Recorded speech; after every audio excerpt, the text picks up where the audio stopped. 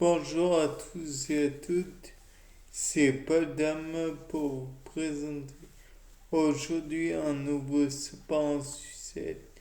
Et aujourd'hui, après l'homme arbre, j'ai envie de m'attaquer à la fibrodysplasie ossifiante progressive. En français plus commun, ça se dit aussi maladie de l'homme de pierre. C'est plus. Ça passe mieux, je trouve. Enfin, voilà. Toujours est-il que si cette maladie lourdement handicapante, soit dit en passant, héréditaire de surcroît, pas de chance. Euh, Elle est caractérisée par la malformation congénitale des gros orteils.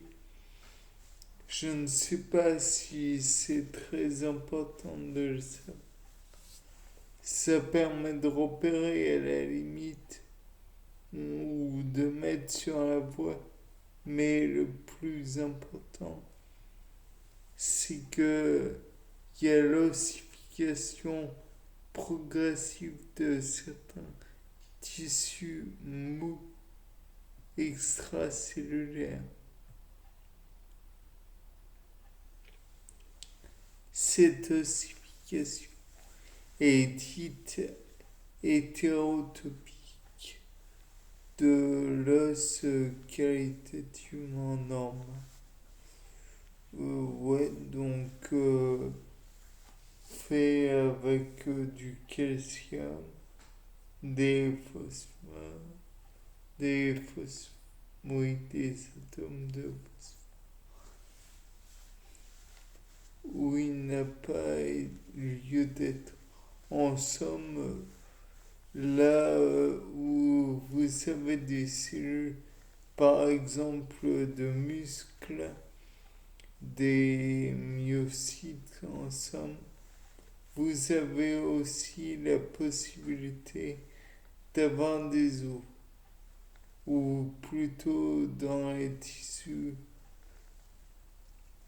oui, mais les muscles striés, donc les rhabdomyocytes, pas les léguomyocytes ou les cardiomyocytes.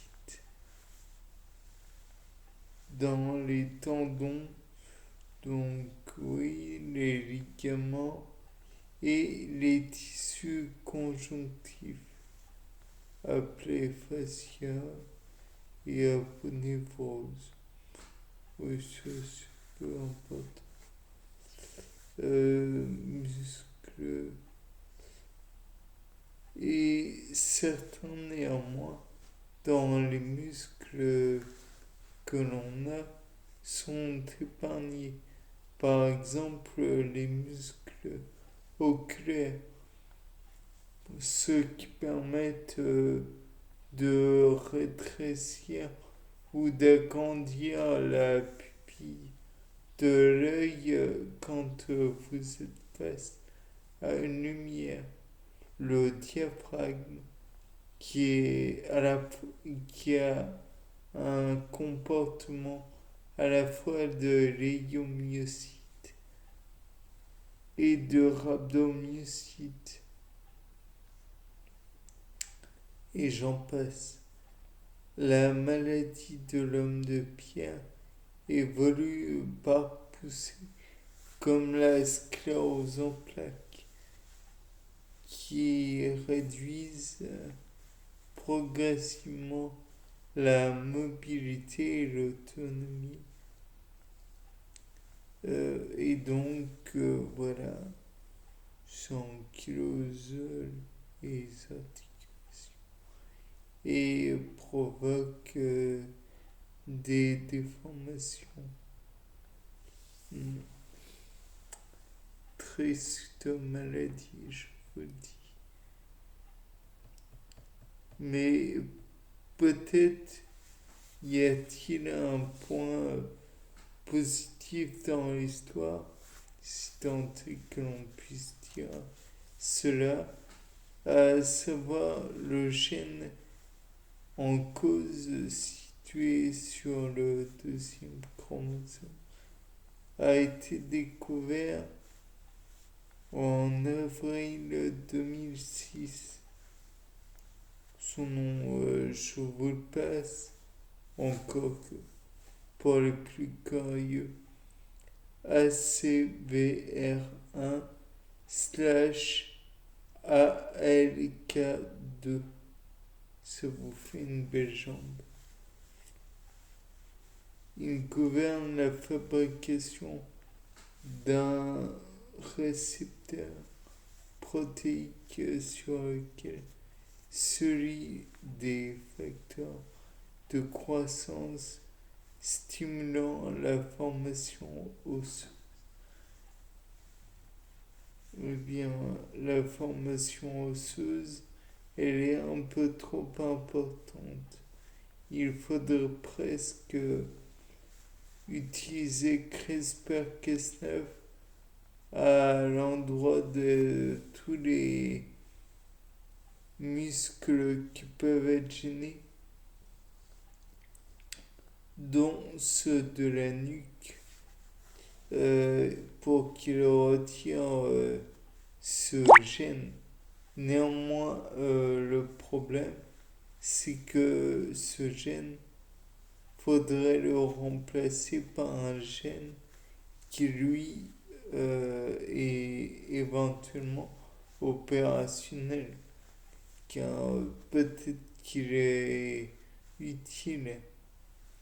Bon, dans tous les cas de figure, on pourrait aussi éventuellement faire quelque chose, mais je ne suis pas sûr que ça puisse être utile à long, enfin, et efficace, à savoir envoyer des ultrasons permettant de casser les os, enfin les formations osseuses qui sont inutiles dans les muscles.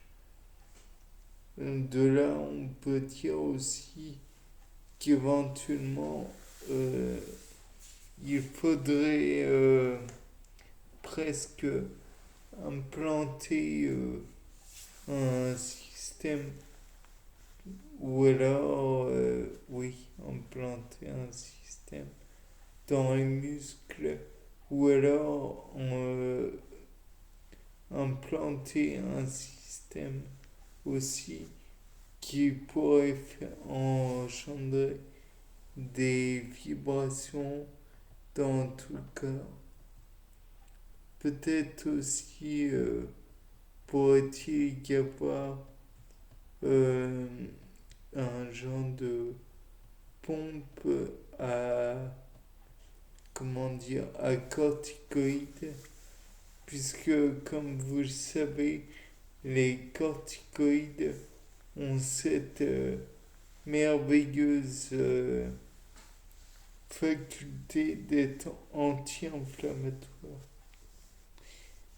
Et de plus, les corticoïdes font partie de la catégorie des oui, des stéroïdes.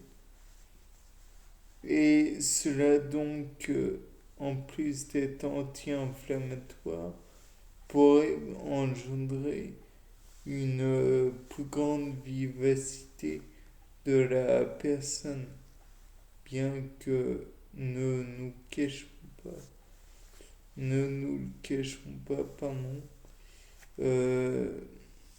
ça reste tout de même un médicament avec de très lourdes conséquences à la fois sur la muqueuse gastrique en provoquant des brûlures d'estomac, en provoquant une tachycardie quasi continuelle, une hausse de la température du corps. En somme, si je devais dire quelque chose sur ce médicament, c'est très pénible tout de même. Enfin bon, de là à dire que il n'y a pas d'autre solution, je suis sûr que si l'on cherche bien, il y a d'autres produits qui peuvent faire l'effet des anti-inflammatoires non stéroïdiens. En règle générale, les traitements symptomatiques dans les 24 premières heures d'une poussée, c'est bien sûr les corticoïdes à haute dose, mais peut-être qu'un jour, on pourra en trouver d'autres, des produits. Bien, c'était Paul Dame pour un nouveau C'est pas un succès. Au revoir.